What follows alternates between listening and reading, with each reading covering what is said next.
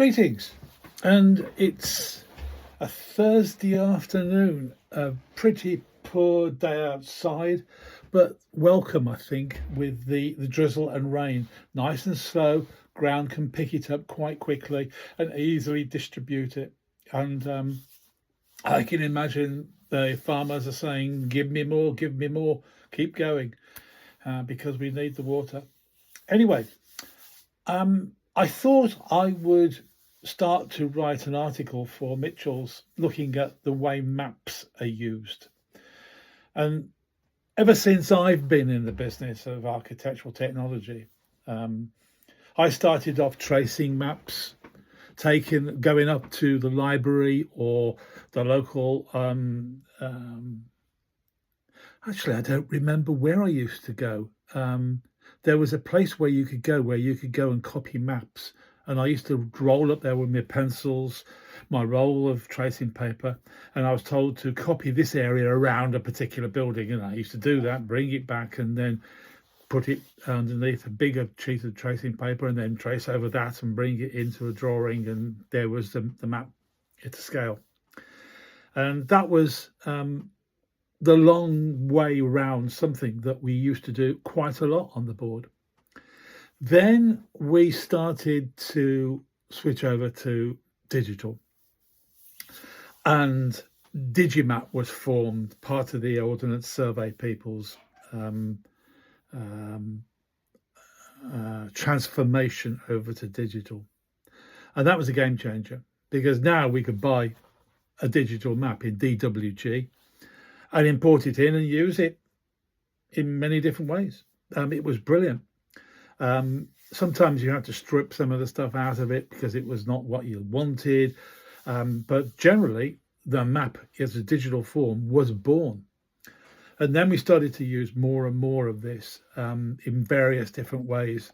And I started to look at Digimap and using the contours more to show that, transferring that into a vertical section to get the lie of the land. And it worked very well. It was hugely better than doing pencil.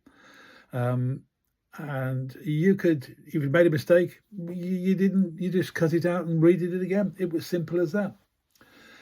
Defining boundaries was so much easier.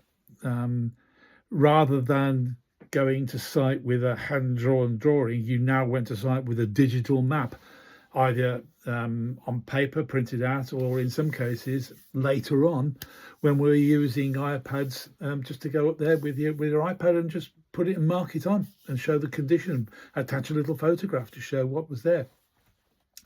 So digital data was starting to be built up in the CAD format.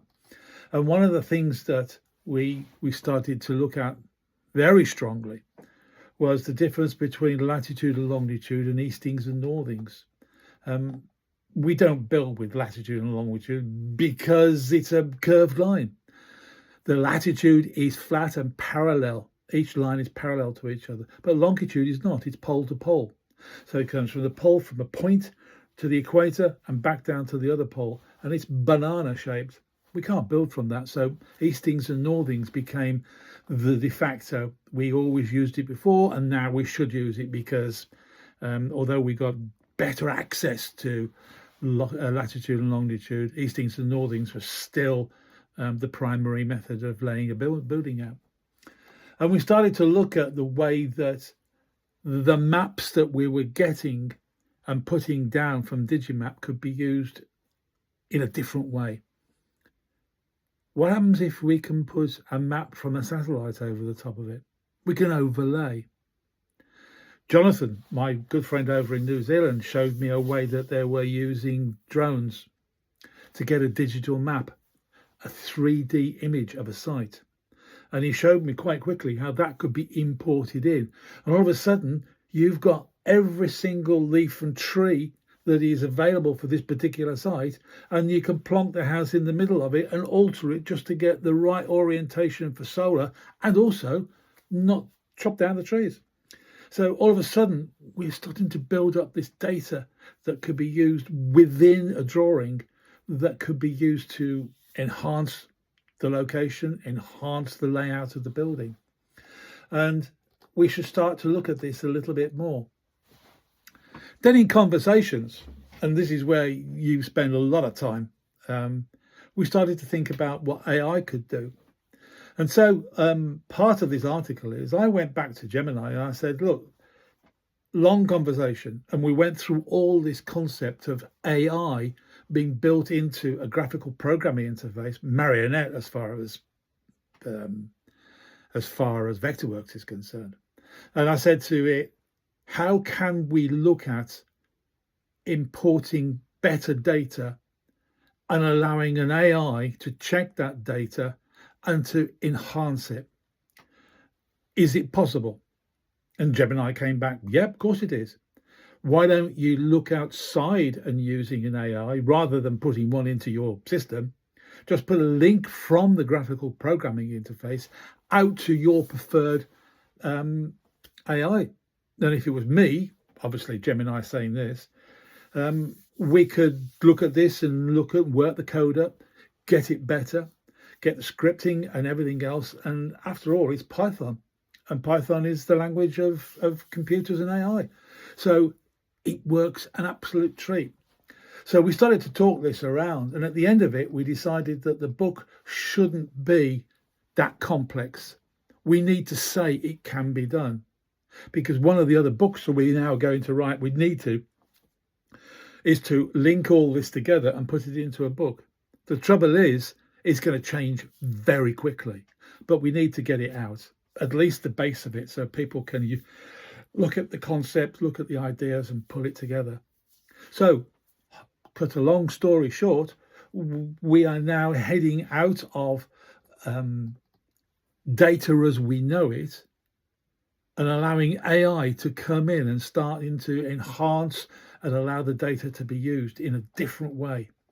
What that means for the architectural drawing, I'm not sure at the moment, but you can bet it's going to change the whole way we look at it. And how we approach this with AI, how we deal with this, how we search. And you could even say, oh, by the way, we're using this particular brick. Can you give me a list of all the buildings local where we can go and have a look at it, 10, 15, 20 years old. And it should be able to do that. Go out to the manufacturer, go out into planning applications and look and bring it all back and say, here's the list. Why not? I don't see a problem with that. It's just understanding how we will script it or how we will put it into a graphical programming interface that allow the AI to say, okay, I know what you want. Here's the list and put it out for us. It should not be a problem. So everything is now building up. We are starting to understand this a little bit more. I'm going to cut this article right down to the bone so you understand where Jonathan and I have been talking, how the AI has come in, and it brought up another subject, and that is how do we teach how to use AI?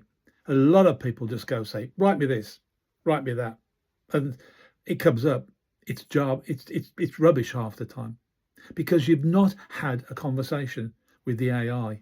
And this is what you need to do. You need to build up this dialogue. And I do a lot of this now. I've suddenly realized that the more the information you can give, the way you think, how the project is going, what it's all about, AI can start to come up. And I've had several times where the AI has come back to me and said, I misunderstood.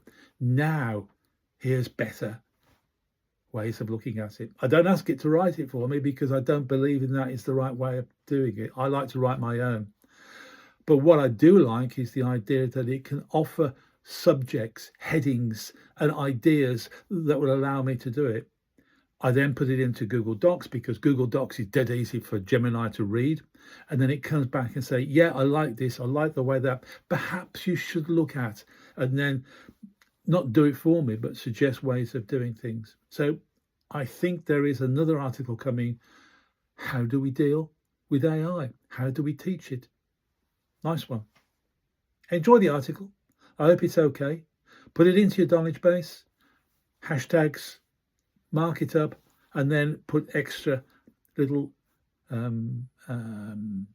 notes in that you can explain things a little bit without altering the actual article itself. Copy and paste it in. I don't mind. Love you seeing doing that. Okay, that's it. Talk to you later.